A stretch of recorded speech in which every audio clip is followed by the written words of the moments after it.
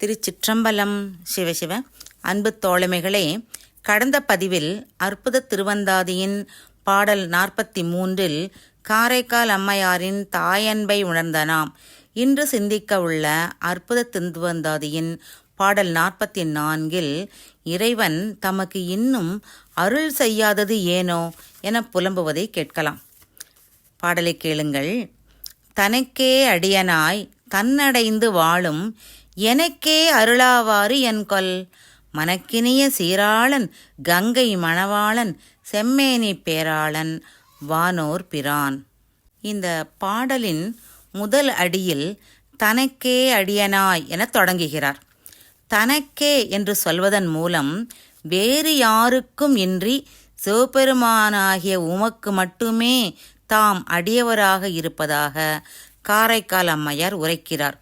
இதற்கு முன்னர் தம் 3ஆம் பாடலிலும் சொல்லியிருப்பார், 7 பிறப்புக்கும் நாம் அடிமையானோம், நம் பக்க அன்பெல்லாம் உமக்கு மட்டுமே என்று சொன்னது நம் நினைவுக்கு வரும். அப்பர் பெருமானும் தம் திருத்தாண்டக பாடல் ஒன்றில் தாம் சிவபெருமானை ஏனைய தெய்வங்களோடு பொதுவாக நினைப்பதை விடுத்து சிவபெருமானை மட்டுமே விருப்புற்று நினைப்பவர் என்று சொல்லியதோடு மட்டுமல்லாமல், அப்படி பொது நீக்கி தன்னை நினையவல்ல அடியார்களுக்கு அந்த இறைவன் எப்போதும் பெருந்துணை என புகழ்வார். சிவபெருமானின் தனிப்பெருமைகளை தனித்தன்மைகளை புரிந்து கொண்டு அவரையே நினைக்க வேண்டும் என்பதே இங்கு கருத்து. இங்கு காரைக்கால் அம்மையார் பாடலின் முதலடியில் என்ன சொல்றார்? இறைவனே, நான் உன்னை முழுமையாக சரணடைந்து உனக்கு அடியவளாயிருந்தும் எனக்கும் நீ அருளாதது ஏனோ என புலம்புகிறார். இங்கு எனக்கே அருளாதவாறு ஏன் என சொல்வதன் மூலம் எனக்கு அருள் செய்யாது இருக்க காரணம் ஒன்றும் கிடையாது. ஏனென்றால் எப்போது எனக்கு பேச்சு தொடங்கியதோ அன்றிலிருந்து உன் திருநாமங்களை நான் சொல்லிக்கொண்டே இருக்கிறேன். எனவே நிச்சயம் எனக்கு இறைவன் அருள்வான் எனும் துணிவை, அந்த உறுதியை நமக்கு இந்த சொல் எனக்கே என்பது உணர்த்துகிறது என்றே சொல்ல வேண்டும். பொதுவாக அருளாளர்கள் எல்லாம் நமக்கு ஆச்சாரியராக அமைந்த சம்பந்த பெருமான், அப்பர் பெருமான், சுந்தரர், மாணிக்க வாசகர், இந்த 4 பெருமக்களையே எடுத்துக்கொள்ளுங்களேன். எல்லோரும் இறைவனால் ஆட்கொள்ளப்பட்டவர்கள்தான். இருப்பினும் இன்னும் இன்னும் உனது அருள் வேண்டும் என கேட்டு இறைஞ்சுவர். இன்னும் இறையருள் தக்க வண்ணம் கிடைக்கவில்லையே, உன் திருவருளை நான் பெறாமல் வாழ்நாளை வீணாக கழிக்கின்றேனே என நைந்து உருகுவார்கள். அம்பிகையின் திவ்ய தரிசனத்தை காண வேண்டும் என்னும் தீவிரமான ஆவலை கொண்ட ராமகிருஷ்ண பரமஹம்சர் ஒவ்வொரு நாளும் இன்றும் உன் தரிசனம் கிடைக்காமல் வீணாய் போய்விட்டதே என புலம்புவார். இவ்வாறு ஏங்கும் ஏக்கம்தான் உண்மையான பக்தியின் இலக்கணம். இப்படி ஏங்கி நிற்பவர்களுக்கு இறைவன் திருவருள் அனுபவம் கிடைக்கும். இனிது சாலவும் ஏசற்றவர்களுக்கே என அப்பர் பெருமான் பாடுவார் இல்லையா? அதுபோல நம் சீர்காழி பிள்ளை திருவலம் தல பதிகத்திலே பாடுவார், தூங்கும் போதும் சரி உண்ணும் போதும் சரி உன் புகழையே சொல்லிக் கொண்டிருக்கிறேன். தேவர்களை காக்க நஞ்சுண்ட கருணையை நாளும் நினைத்தலை அன்றி வேறு ஏதும் செய்யவல்லேன். உன் அருள் பெற தடையாக என்பால் உள்ள வஞ்சத்தை போக்கி எனக்கு அருள் செய்ய வேண்டும் என்று கேட்டுக்கொள்வார். அதுபோலத்தான் நம் மணிவாசக பெருமானும் திருவாசகத்திலே தம் ஆனந்த மாலை பதிகத்தில் உன்னால் ஒன்றும் குறைவில்லை உடையாய் அடிமைக்கு யார் என்பேன் என புலம்புவார்.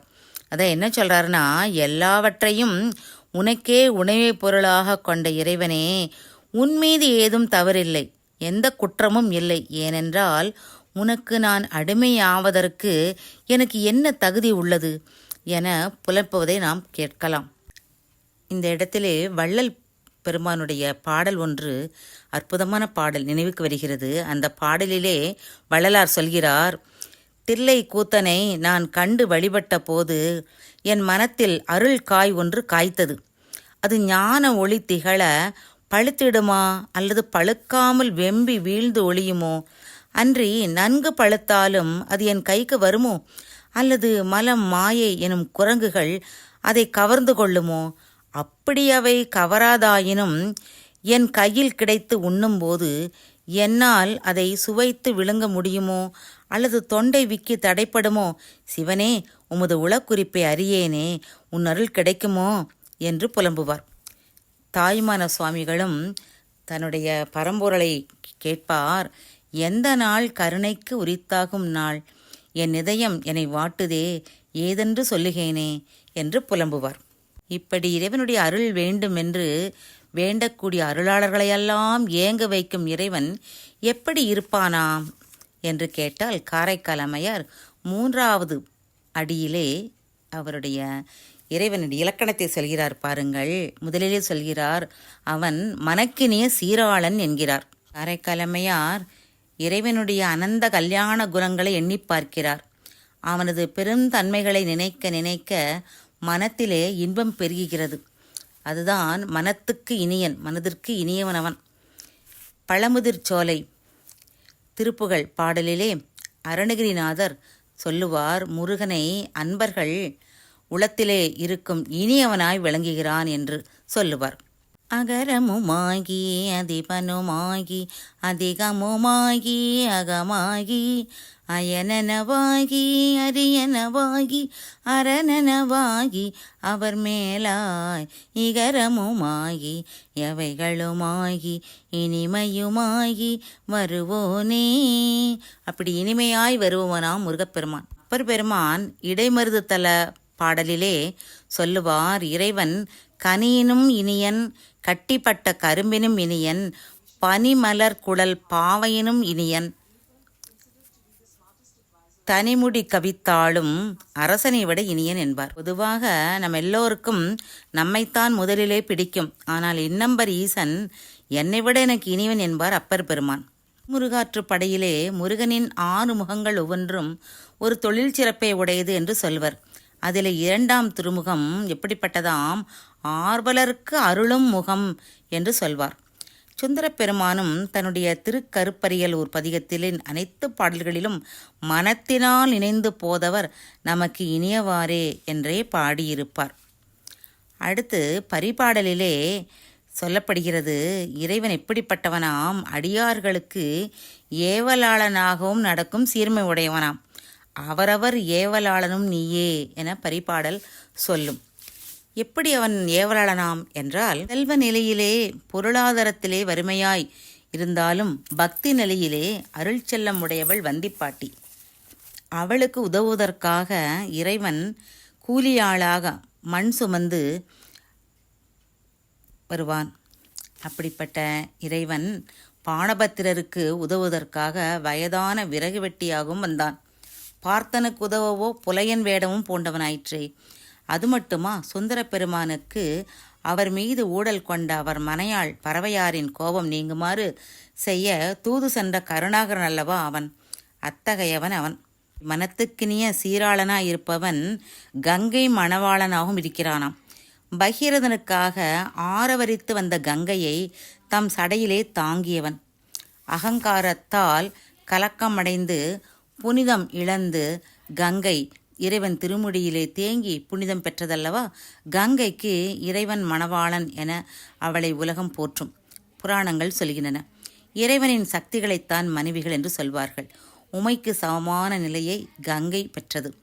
உமையை ஒரு பாகத்தில் வைத்தவன் கங்கை ஆற்றை தலைமீது வைத்துள்ளான். ஆக சடாமுடி எப்போதும் ஈரமாகவே இருக்கிறதல்லவா. இது அவன் ஈரமுடையவன் கருணையாளன் என்பதை நமக்கு காட்டுகிறது. ஆக கங்கை மாளானன் என்ற சொல் அவன் பேரருள் உடையவன் என்பதையே காட்டுகிறது. அடுத்தது அம்மையார் சொல்கிறார், அவன் செம்மேனி பேராளன் என்று. சிவனவனின் நாமம் தனக்கே உரிய செம்மேனி அம்மான் என்று அப்பர் பெருமான் பாடுவார். சுந்தரரும் பொன்னார் மேனியனே என பாடுவார். ஆக இறைவன் பொன் போன்ற நிறத்தவன் என்று சொல்லியிருப்பார்கள். அவன் வானோர் பிரான். சிவனுக்கு தேவதேவன் மகாதேவன் என்ற திருநாமங்களெல்லாம் உண்டு. வானோருக்கெல்லாம் அவன் எஜமானன் அல்லவா. இப்படிப்பட்ட கல்யாண குணங்களுடைய சிவபெருமானை காரைக்கால் அம்மையார் கேட்கிறார்.